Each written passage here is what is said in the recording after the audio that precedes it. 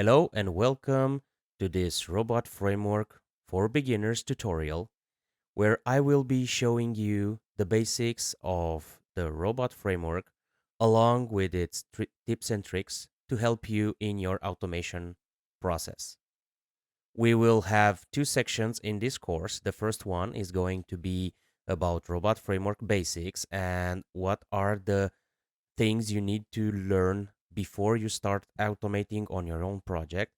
And I will also help you put together your test environment and everything you need so you can start automating the right way. We will cover the basic concepts of test cases, keywords, variables, and many more. So you can go ahead and have a clear idea about what Robot Framework is and how Robot Framework operates.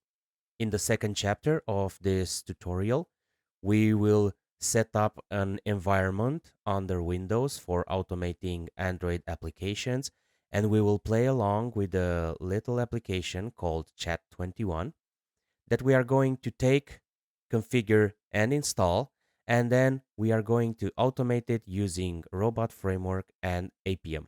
We will run through the whole process. I will show you how to properly set up your environment and how to inspect the elements of your interface. And at the end of this course, we will have a functional project with everything you need and all the knowledge you need to start automating your own applications and do automation projects using Robot Framework and APM. If all this got your attention, I welcome you to this course.